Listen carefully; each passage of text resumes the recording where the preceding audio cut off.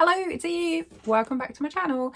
So ideally I wanted to use up these fabric remnants that I've got from another, well, it's from a freelance project I did actually for somebody. But obviously none of them are quite big enough for the entire pattern. So I'm going to have to get creative. The great thing about this fabric, let me show it to you. One, it's sparkly. Two, it's a kind of, it's a twill fabric, so like a denim. It's quite structured, as you can see. So it is going to be more long lasting. I actually made a lot of this version in this and sold them when I had my studio in London. So that's what I'm going to try and do, because I think that would look really lovely. If I'm like popping out for an evening and I just want to take some cash and maybe a card with me, it would fit in there. I've just found this. So as you can see, this is the original. It's got holes, so at some point I must have thought I was going to stud all the way along it, but that is basically this. You can see how it looks now. So I'm not too worried about the grain line because this is quite a thick, sturdy fabric. I'm not stressing about that. I'm also not going to line it. Obviously I don't have one large piece, so I'm going to have seams, and I'm going to do that now and come back to you. Okay, so I've cut one rectangle.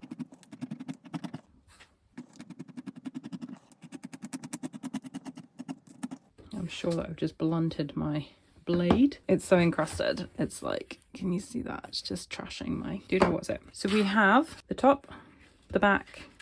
This will be our little card section. Maybe I'll do a little cutout.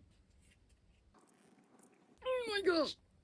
I might just trash that now. So the last thing we need is this section here, the kind of like triangle. You see, it's okay to actually wing it and not like do everything perfectly. And this coming from the person that is a perfectionist and doesn't share anything unless it's perfect. Okay, so this is what we've got. That's the flappy bit, the back, the front, the little card section. I think I probably would want it on the inside so I can hide a, what do you call it? A thingy, a card on the inside. And that would keep it a nice clean finish. Can you see? Otherwise, let me zoom you in. What we end up with is with it showing here. I know you can hardly see it, but I don't like that. So I think we're going to put it on the inside. So the first thing is to stitch this on. Then we sew along here and along here and then along here.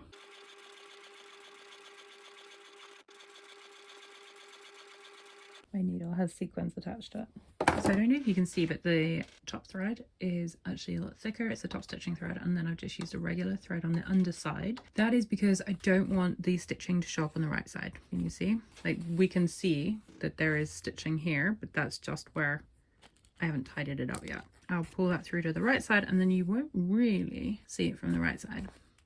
Okay, so you can keep an important card if you needed like an ID or a debit card. You could easily fit that in there nicely. Okay, and we're just going to sew along here so that I can turn it over and hammer it.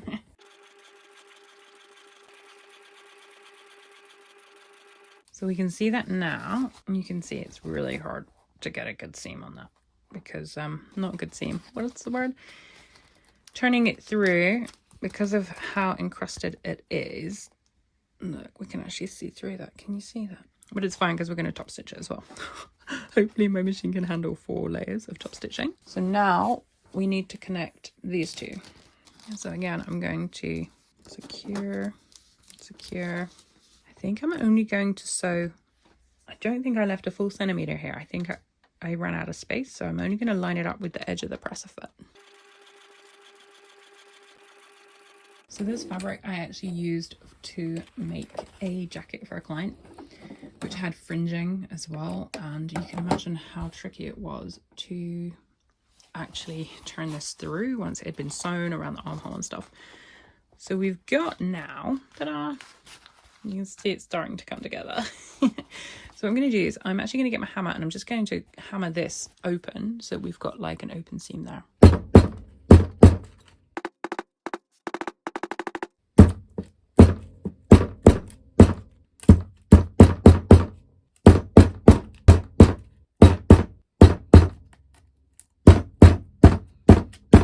A lot of sparkles. What we've got at the moment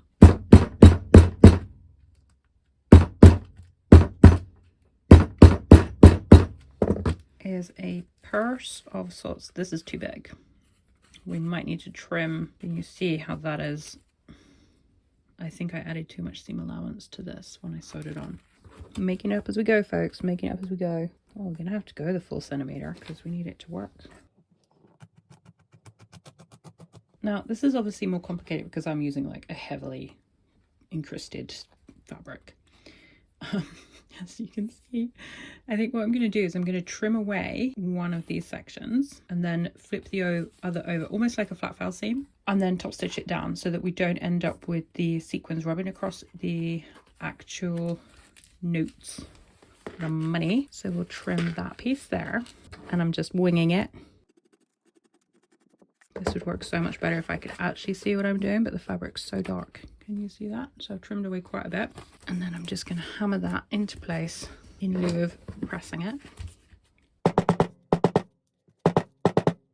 I'm going to sew along that to contain it. Okay, I'm going to do that now. Okay, so we're doing the same thing with the top stitching thread on the inside. And we're doing this because we want to stop the how the light is coming through because of the thickness of the fabric and the stitch length. We just want to make sure that there's not actually going to be an opening. My sewing machine is not liking the multiple layers. And for those wondering, I'm using the largest universal needle I have, which I think was a 90. So you can see that's what it looks like on the inside. But obviously this is the outside. You cannot see, only very faintly, if you were looking, would you see that. Now we're going to have to do the same with the top. So we're going to do exactly the same thing. I'm going to trim the side that is the back of the purse wallet, and then we'll sew this part over the top in exactly the same way. My machine is not liking this, it's skidding.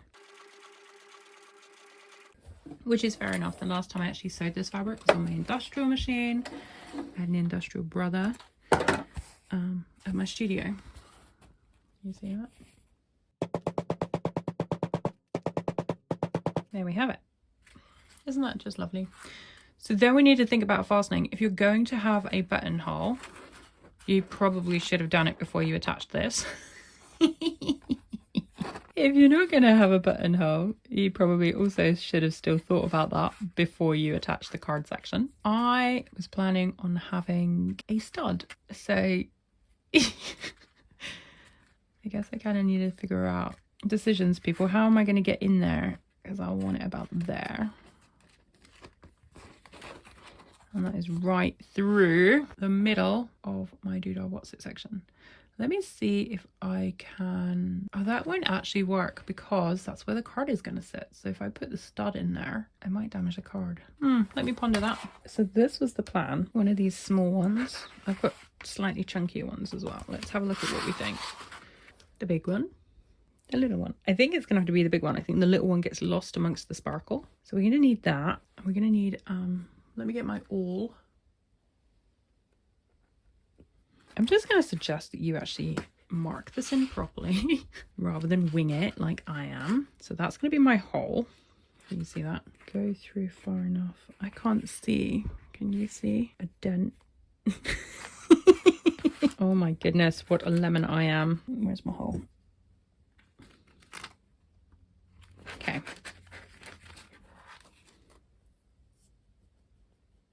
Oh, look at that, right through the stitching.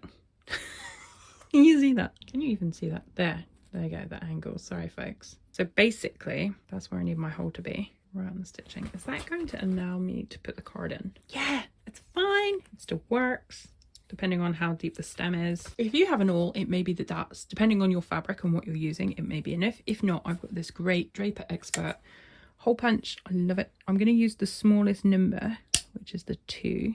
Use it just because I haven't used it for a little while, and that should be about the right size for that. First of all, oh my gosh, I can't get my nose to stop running because it's so cold here in the Netherlands.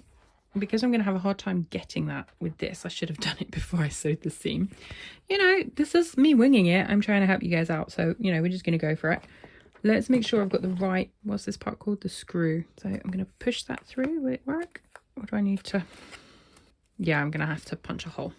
So let's try and do that. Sorry, I just wanted to make sure I was putting it in the right place. So what I've done is I've partially folded it. Oh my gosh, I need more hands than I've got. Let me bring you closer.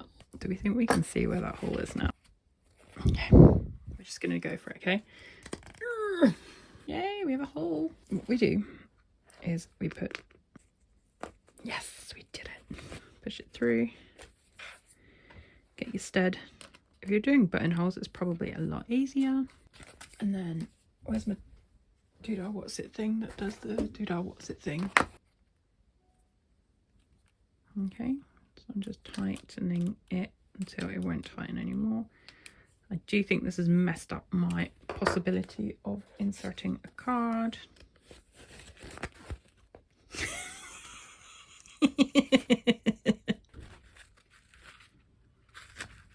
Okay, now we need to put the hole here. Can you see? Because that's obviously not going to go over the top of it. So for that, we need a bigger hole. So I'm going to make it go up to, I think it can only go up to 4.5. I don't think that's going to be big enough. Let's try it, my friends. Okay, we want the hole so we can see.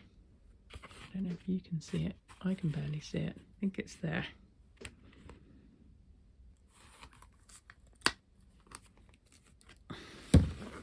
Ta-da!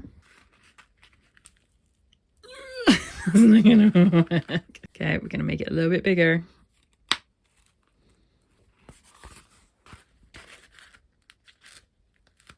Yay! So that's good. Now we just need to seal up here. Then we have ourselves a little wallet. So the last thing really to decide is, are we going to just top stitch along here so that it's done? Or are we going to turn it back on itself, stitch along here with a seam allowance and then turn it through? I think that's not going to work, because then when it turns through, it's going to mess up what we've got here. So I think we're just going to top stitch it in place as is, which will help to secure those stitches anyway. And I'll try to stitch it in line with the edge of this piece so that it can come down, and then we can trim it slightly. And when that's done, okay, makes a nice little evening purse. Cool, let's do it. I might just sew one more line just inside that. So again, I want the top stitching thread to be on this side, and we're lining it up with the edge of the presser foot. And then we're also going to do just inside like we did before. So there we have it, a really cute, you can fit your monies in it, wallet type thing, larger than my original version. You can see I haven't finished cutting the threads. I actually have to run out the house. I just got a call. I need to leave urgently, but there it is.